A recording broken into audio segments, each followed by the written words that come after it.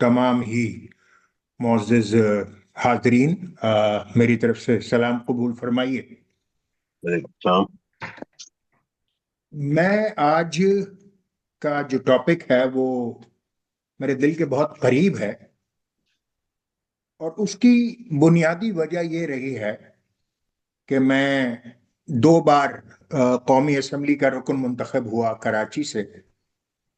और devolution of power हमेशा से मेरे दिल के बड़े करीब सब्जेक्ट रहा। और 18वीं तरमीम के लिए जो मेरी तकरीर थी on the floor of the house, जिसको स्पीकर साहब ने एक्सेप्ट करते हुए सेलेक्ट कमेटी बनाई, और वो सेलेक्ट कमेटी बाद में 18th अमेंडमेंट के ऊपर उसने काम किया, उसका जो बुनियादी जो मुसव्वदा था वो भी मेरा ही था, जिसके ऊपर पहला ड्राफ्ट, जिसके ऊपर बाकी तमाम दोस्तों ने काम किया। 18वीं तरमीम का जो बेसिक मॉडल था, या जो कम से कम हमारे जहन में था, वो डेवोल्यूशन ऑफ पावर था कि वफाक से इख्तियारात सूबों को आए, सूबों से इख्तियारात शहरी हुकूमतों तक जाएं, शहरी हुकूमतों से इख्तियारात यूसी लेवल तक आए, और यूसी लेवल से वो अवाम तक आ जाए। बड़ी बदनसीबी ये रही कि वफाक ने तो इख्तियारात तफवीज कर दिए, वालेकुम। कि इख्तियारात वफाक से तो सूबों को मुंतकिल हुए, मगर सूबे वफाक की तरह बिहेव करने लगे।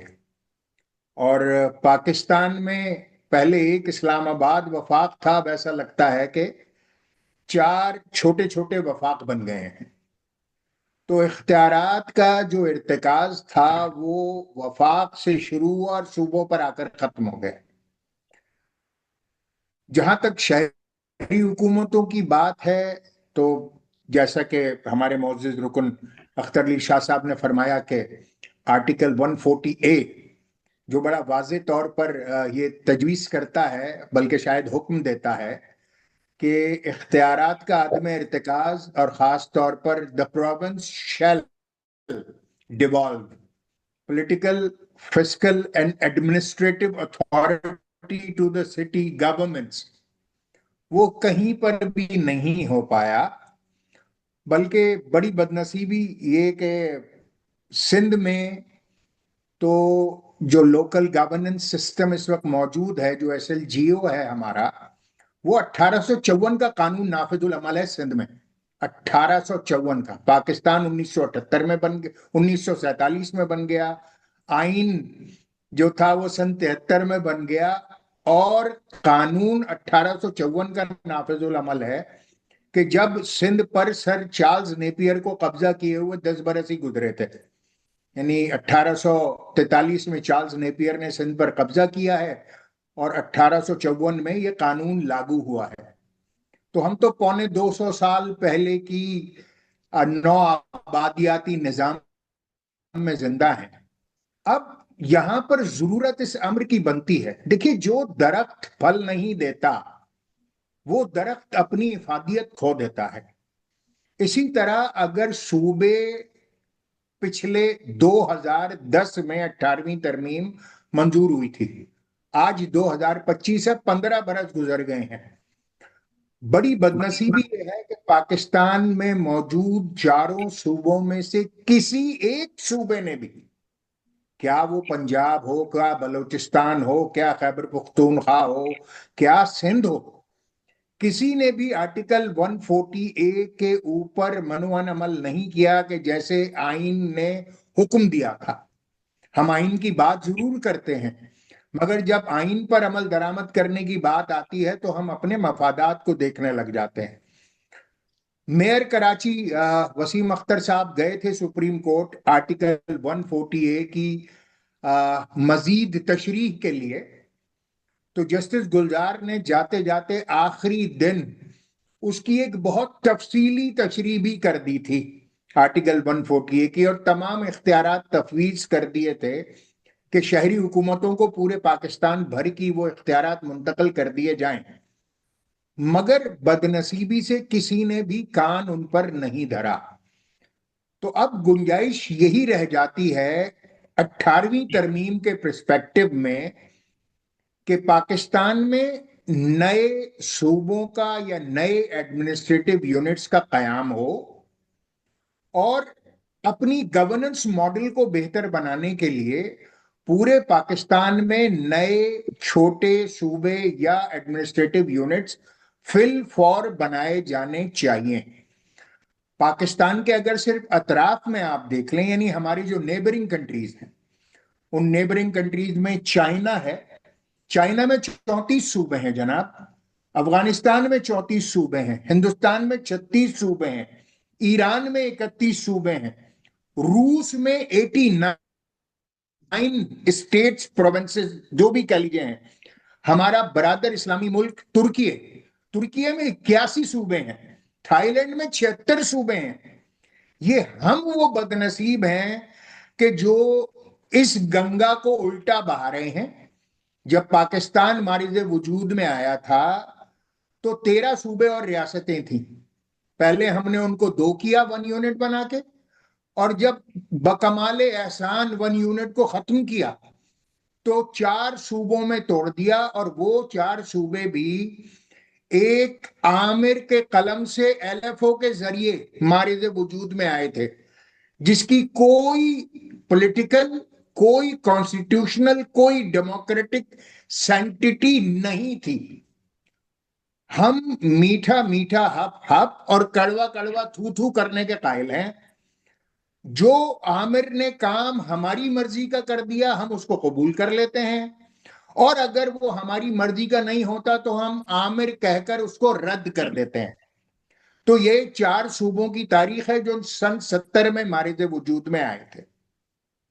दुनिया अपने आप को मजीद बेहतर से बेहतर करती चली जा रही है। दुनिया के मुख्तलिफ ममालिक में रोज बरोज नए सूबे बन रहे हैं, नई स्टेट्स बन रही हैं, नई फेडरल टेरिटरीज बन रही हैं, और हम वही ढाक के 3 पात इस बुनियाद पर खड़े हुए हैं कि जनाब हम 4 सूबों पर कायम रहेंगे। आखिर इसकी वजह क्या है? लोग 4 सूबों पर कायम क्यों रहना चाहते हैं? कुछ लोगों की पॉलिटिकल हेजमनी है ये सूबे, और अगर सूबों की तकसीम फर्दर डिवॉल्व होते हैं, नए एडमिनिस्ट्रेटिव यूनिट्स बनते हैं, तो पॉलिटिकल हेजमनीज टूटती हैं।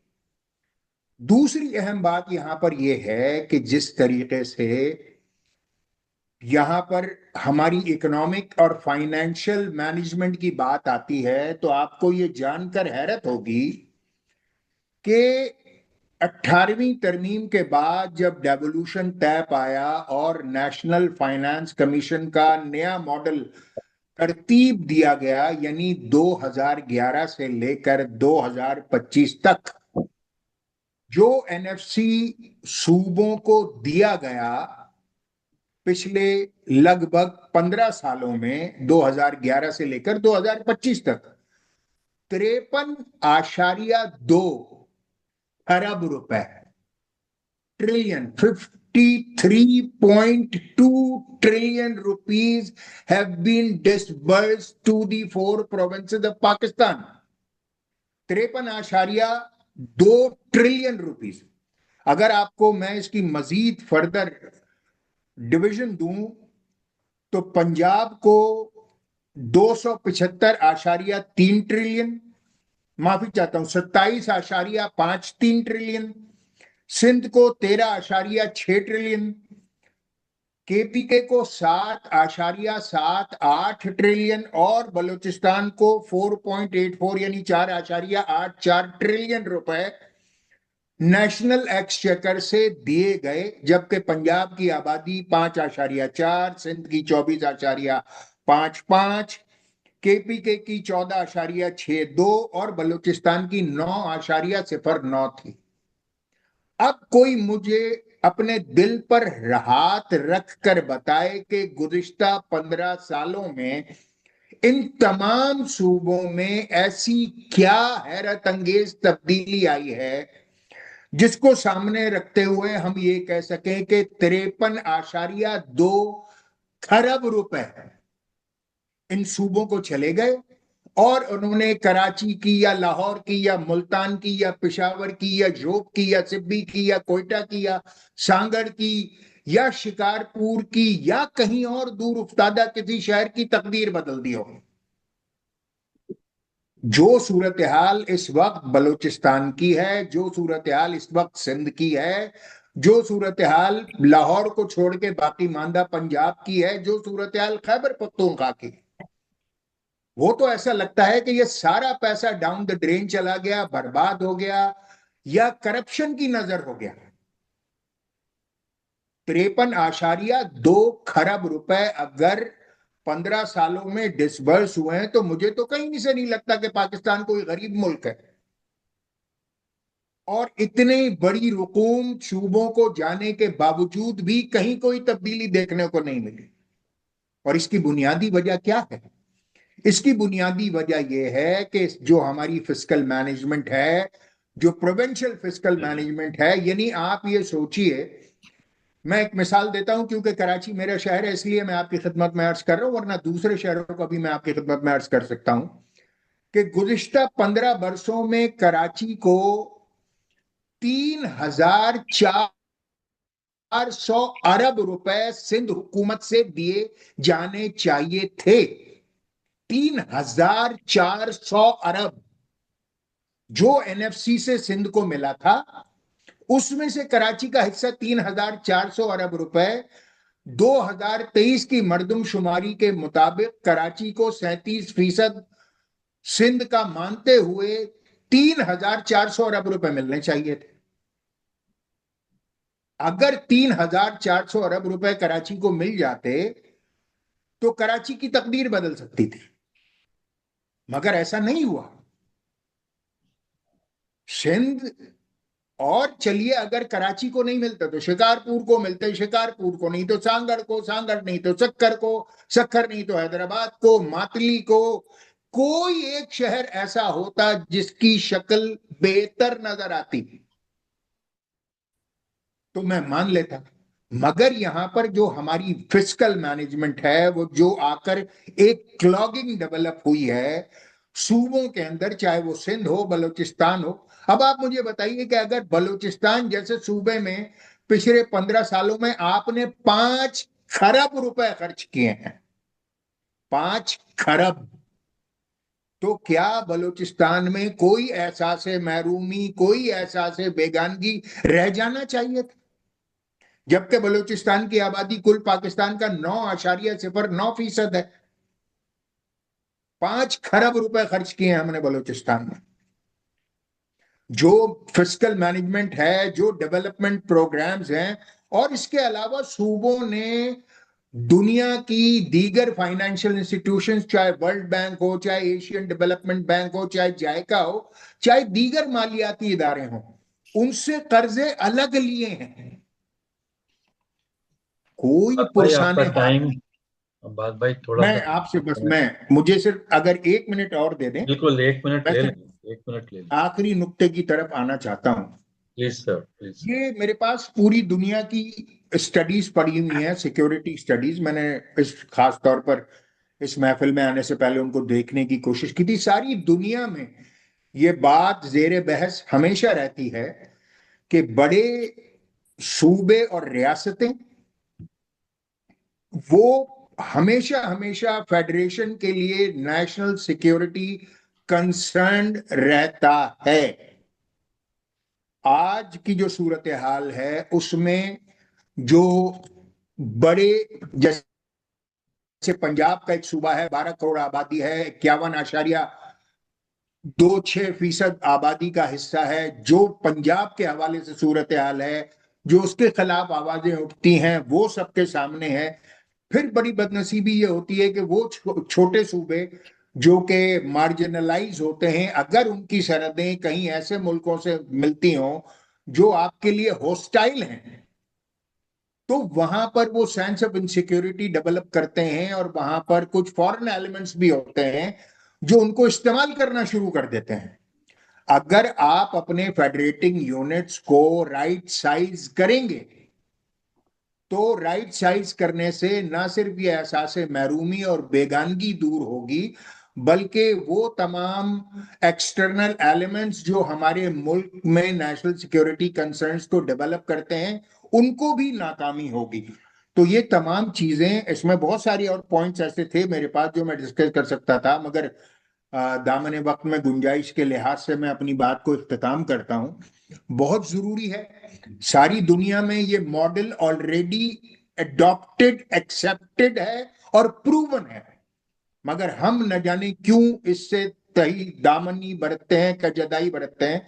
जबकि पाकिस्तान में फौरी तौर पर उसके दो रास्ते हैं, या तो पूरे पाकिस्तान में फौरी तौर पर रेफरेंडम कॉल हो और पूरे पाकिस्तान के अवाम आईनी तौर पर, रेफरेंडम आईन का हिस्सा है, आईन से मावरा चीज नहीं है, रेफरेंडम के जरिए इस बात का फैसला कर सकते हैं, या फिर पाकिस्तान के कॉन्स्टिट्यूशन से 239(4) क्लॉज की जो डिलीशन है या उसमें अमेंडमेंट करके इसको दूर किया जा सकता है। अगर 26वीं तरमीम पास कराई जा सकती है विद नेशनल कंसेंसस, तो ये भी इतना ही जरूरी काम है कि विद नेशनल कंसेंसस 239(4) को डिलीट करवा के पाकिस्तान में फौरी तौर पर नए सूबों का कयाम अमल में लाया जाना चाहिए।